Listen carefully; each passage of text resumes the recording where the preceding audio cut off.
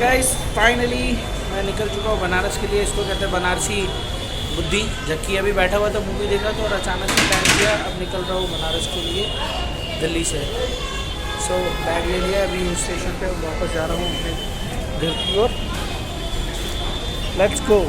Cover करेंगे बनारस में बहुत सारी कुछ, तो लेट्स गो टू बनारस। तो I am at New Delhi. New Delhi पे आ चुका हूँ। न्यू दिल्ली टू बनारस के लिए ट्रेन में जा रहा हूँ अपने। तो गाइस बने रहो साथ में। मिलते बनारस में। आज के ब्लॉग में बस इतना ही। See you again, bye bye.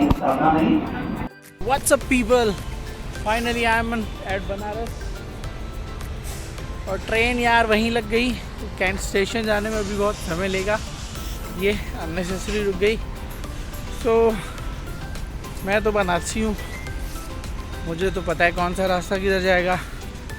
जब तक मैं इसका वेट करूँगा या किसी ट्रेन के बाई क्रॉस करने का वेट करूँगा, उतने देर में मैं काफ़ी आगे निकल जाऊँगा। सो यस, ये है।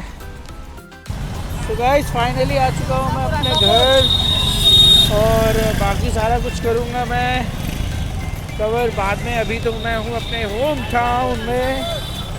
सो जा रहा हूँ कसौड़ी को कंसंट्रेट करने। बाकी सारी चीज़ें कवर करूँगा अपने इस दिल्ली टू वाराणसी के ब्लॉग में, कि दिल्ली से आपको कैसे कैसे आना चाहिए और कितना खर्चा आएगा, कैसे क्या करना चाहिए, कहाँ स्टे लेना चाहिए, किस तरीके से आपको कन्वेंस लेना चाहिए। अभी वो सारा भी कवर करके आपको बताऊँगा। तो stay tuned. Varanasi to Delhi to Varanasi Delhi.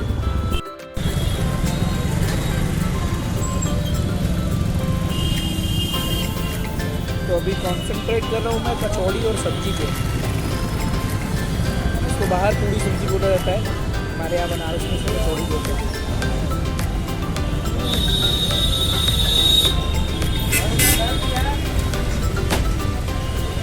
गर्मा गर्म कचौड़ी सब्जी।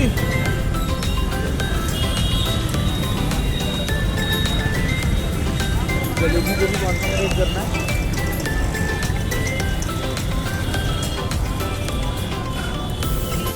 सो गाइस, सुबह के कचौड़ी सब्जी और गर्मा गर्म जलेबी के डेडली कॉम्बिनेशन वाले ब्रेकफास्ट के बाद मैंने डिसाइड करा कि चल करके एक हेयर कटिंग लेता हूँ। बिकॉज उस टाइम मेरे बाल और बियर्ड दोनों ही काफ़ी बड़े बड़े हो गए थे। तो मैं नियर बाई सैलून में जा कर के अपना एक हेयर कटिंग करने का पहले प्लान करता हूँ, so that it looks fresh. और उसके बाद फिर मैंने डिसाइड किया था कि शाम में सबसे पहले जो दर्शन हमारे यहाँ मान्यता है काशी में आने पे आपको करनी होती है, वो है श्री काल भैरव जी की। जी हाँ गाइस, अगर आप बनारस विजिट कर रहे हैं तो सबसे पहले आपको जो है बाबा काल भैरव का दर्शन करना होता है, जो कि मैं शाम में निकल चुका था श्री काल भैरव मंदिर की ओर। मेरे पास यहाँ पे मेरी स्कूटी थी जिसके माध्यम से मैं बाबा के दर्शन के लिए जा रहा था।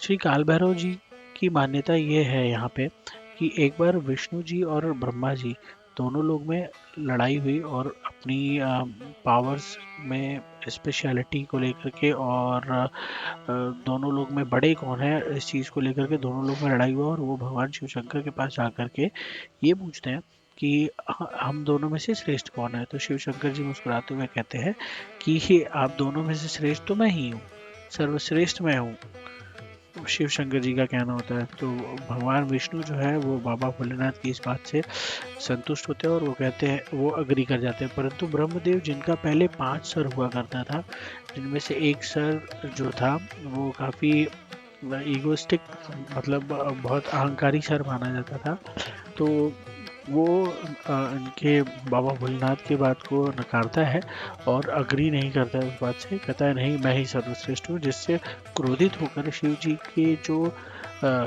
उग्र रूप हैं वो धारण होते हैं बाबा काल भैरव के रूप में, जिसे शिव जी का 5वां रूप भी कहा जाता है। और वो उग्र रूप फिर ब्रह्मा जी के 5वें पांचवा जो गर्दन, जो ईगोइस्टिक गर्दन होता है, उसे अपने कानी उंगली के नाखून से काट देते हैं, जिसके उपरांत उनके ऊपर ब्रह्म दोष लगता है भैरव जी के ऊपर। भैरव जी अपने इस ब्रह्म दोष को खत्म करने के लिए संसार में कई जगह जाकर के तपस्या करते हैं, जिनमें से महाकाल में भी की भी कहानी जुड़ी हुई है यही बनारस से ही। वो काफ़ी बड़ी हो जाएगी अगर मैं बताऊंगा तो इस तरीके से कि भैरव बाबा फिर हर जगह तपस्या करते हुए अंततः काशी में आते हैं और यहाँ पे तपस्या करते हैं, जहाँ पे इनको बहुत ही सुकून मिलता है।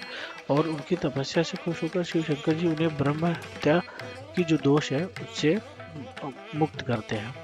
और ब्रह्म हत्या से मुक्त करने के पश्चात उन्हें यहीं पे निवास करने के लिए कहते हैं, श्री काल भैरव जी को यहीं पे निवास करने के लिए कहते हैं और उन्हें काशी के कोतवाल के रूप में नियुक्त करते हैं बनारस में, जिनका प्रमुख कार्य होता है कि काशी में बिना इनके अनुमति के कोई भी ना प्रवेश कर सकता है, ना ही रह सकता है, ना ही जा सकता है। तो बाबा की बिना अनुमति के आप काशी में प्रवेश भी नहीं कर सकते हैं।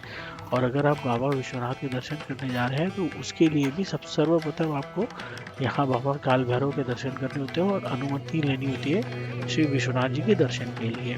उसके पश्चात ही आप श्री काशी विश्वनाथ जी का दर्शन कर सकते हैं। तो सर्वप्रथम हम जाते हैं बाबा काल भैरव का दर्शन करने के लिए। यहाँ कुछ इस प्रकार थी कहानी बाबा काल भैरव की। और दर्शन करने के पश्चात हमें यहाँ पे मान्यता ये है, अंदर आपको अंदर अलाउड नहीं है फोटोग्राफी, तो मैंने बाहर से ही बाबा का दर्शन लिया है।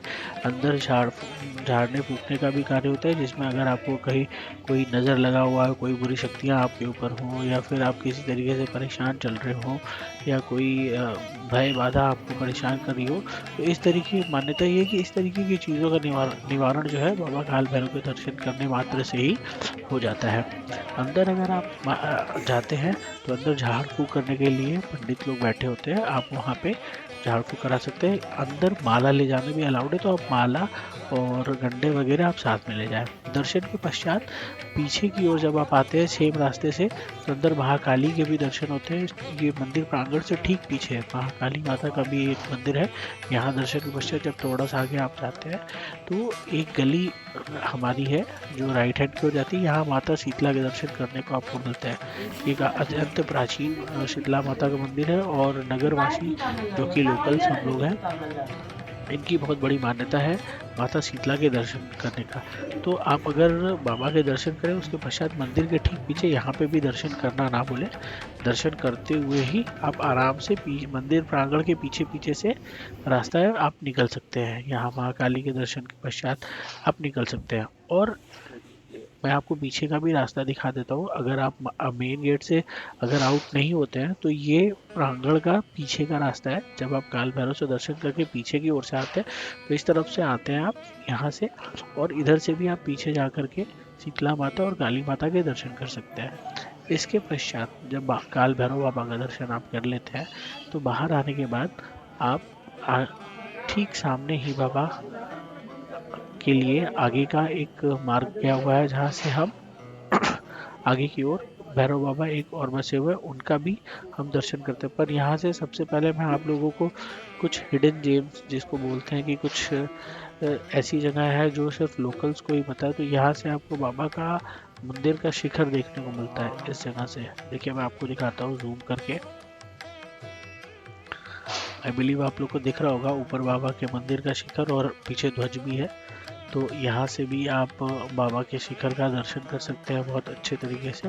और इस दर्शन के पश्चात फिर हम आगे की ओर बढ़ते हैं। और आगे भी काशी एक काफ़ी प्राचीन शहर है। यहाँ आपको कदम कदम पर बहुत ही प्राचीन देवी देवता देखने को मिल जाएंगे। ऐसा माना जाता है कि पूरे संसार भर में जितने भी देवी देवता हैं वो सारे काशी में निवास करते हैं। यानी कि काशी में जितने भी देवी देवता निवास करते हैं वो ही पूरे संसार में निवास करते हैं। यहाँ पे फिर मैं आता हूँ देवगढ़ बाबा की ओर दर्शन करने के लिए। और ये भी हमारे भैरव बाबा का ही मैंने आपको रास्ता दिखाया, भैरव बाबा का ही एक स्वरूप है जहाँ पे आप आते हैं बहुत ही शांत माहौल होता है, बहुत ही सुगम दर्शन हो सकते हैं आपके यहाँ पे बाबा भैरवनाथ के दर्शन के उपरांत। तो आप जैसा कि अभी देख पा रहे होंगे यहाँ पे वीडियोग्राफी प्रोहिबिटेड नहीं है, अलाउड है, बट यस चीज़ें कोई भी ऐसी हमें नहीं करनी है। इवन दो मैं अपनी भी बात करूँगा, जिससे कोई भी इंटरप्शन या ब्रेकेज आए, मतलब किसी भी तरीके की कोई परेशानी है। तो यहाँ पे मैंने पंडित जी से पहले अनुमति ली अंदर मैं ले सकता हूँ या नहीं, क्योंकि आज भीड़ नहीं था, लोग कम थे और आज फ्राइडे था। इस वजह से मुझे ये मौका मिला। संडे को बहुत रश होता है और शायद आपको मौका ना मिले, तो आप अगर शूट ना करें, मेरा सजेशन ये होगा। और अगर करने का मौका मिलता है तो बाहर से या बिना अनुमति के नहीं करें। तो यहाँ फिर बाबा के दर्शन के बाद एक परिक्रमा होती है, बाबा भोलेनाथ का भी दर्शन करने को प्राप्त होता है, नंदी महाराज भी होते हैं, उनके भी दर्शन करते हैं। और इस दर्शन के उपरांत फिर हम बाहर चलते हैं। बनारस में अगर आप घूम रहे हैं गाइस, आपको बताना चाहूँगा, बनारस में आपको कदम कदम पर ऐसी मंदिर मिल जाएंगी जिनकी अपने आप की एक अलग पौराणिक कथाएं हैं, ठीक है, अलग मान्यता है। तो यही एक कारण है कि बनारस को आध्यात्मिक दृष्टिकोण से भी देखा जाता है और अत्यंत प्राचीन शहर होते हुए प्रथम आप कह सकते हैं शहर जो कि मान्यता प्राप्त है काशी को। पौराणिक ग्रंथों में भी ये चीज़ मिलता है हमें देखने को। तो आप वहाँ पे भी पाएंगे कि कदम कदम पर हर घर में, हर गली में निवास करते हैं देवी देवता। तो आपको हर कुछ दूर पे कोई मंदिर या कोई बाबा का दर्शन करने को मिलेगा ही मिलेगा। तो बाबा काल भैरव के सर्वप्रथम दर्शन करें और उसके उपरांत फिर काशी विश्वनाथ जी के दर्शन के लिए आगे बढ़े।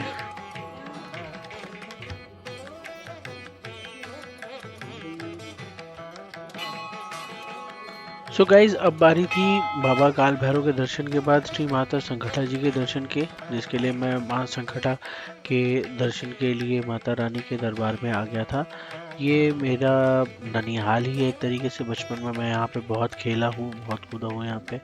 तो बचपन से ही हम यहाँ पे आते गए। और आपके लिए मैं बताना चाहूँगा, आप पूछते हुए लोगों से यहाँ पे आ सकते हैं और इजीली यहाँ पे। और या तो फिर आप सड़क के रास्ते से भी किसी का भी है, मतलब आप यूजुअली पूछते हुए अगर यहाँ पे आए तो इजीली आप यहाँ तक पहुँच सकते हैं। माता रानी का जो दरबार है, जो मंदिर है, वो घाट के किनारे गंगा माता की नदी के किनारे पाया जाता है। संकटा माता का भी अपना एक धार्मिक महत्व है। माना जाता है कि भगवान शिव जब माता सती के दाह के पश्चात उन्हें लेकर के जब इधर उधर जा रहे थे तो वो काफ़ी व्याकुल थे।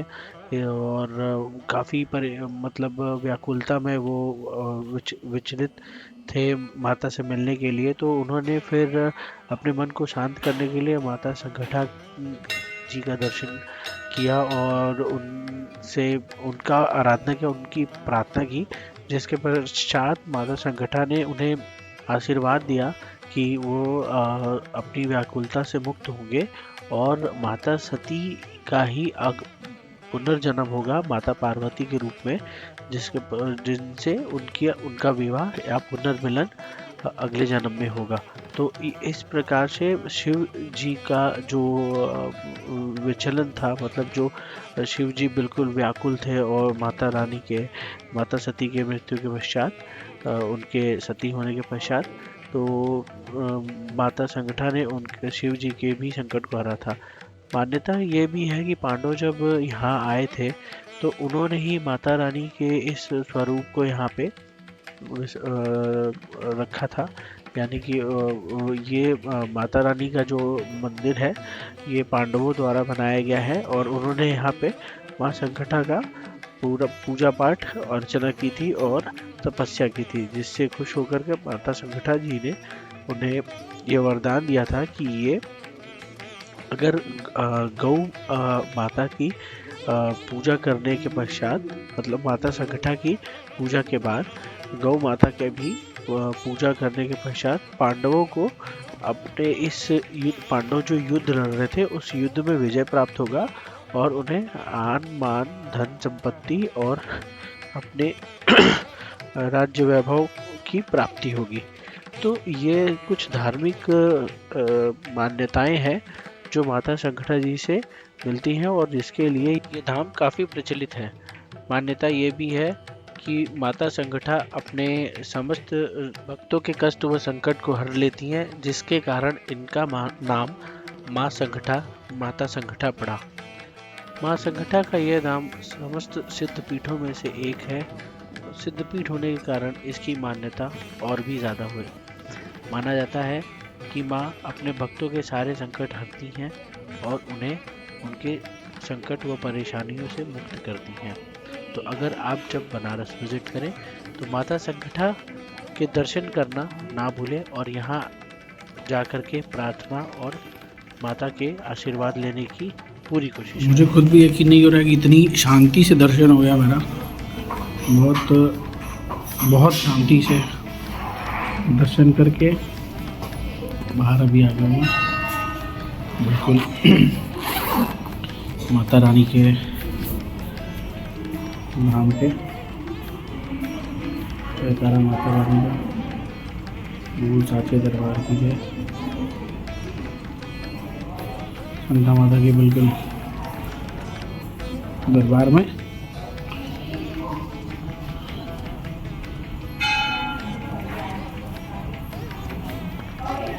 सामान्य रूप से आपको इतनी शांति नहीं मिलेगी, लेकिन आज था माता के दरबार में दर्शन का तो बहुत प्यार से, बहुत सुगम दर्शन हुआ है, बहुत अच्छे से दर्शन हुआ है माता रानी का।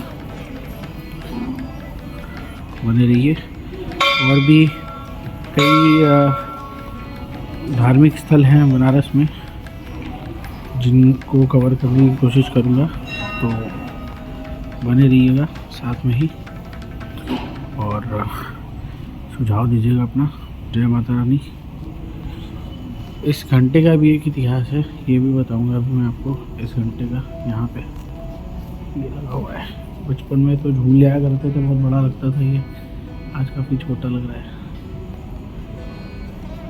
ये देखिए, जय माता रानी।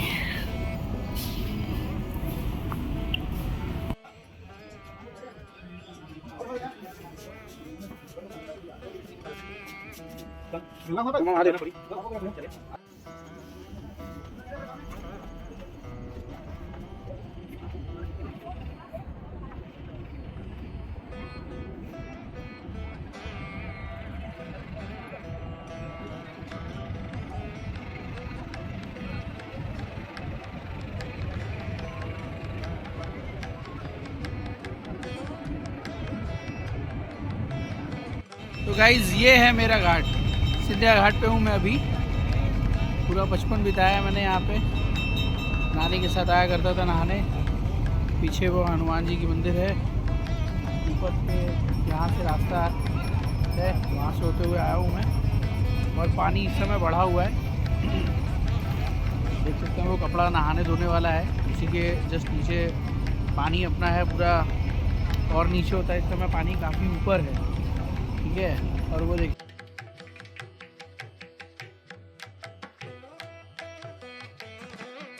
सो गाइस, दिल्ली टू वाराणसी के इस वीडियो में आज के लिए इतना ही।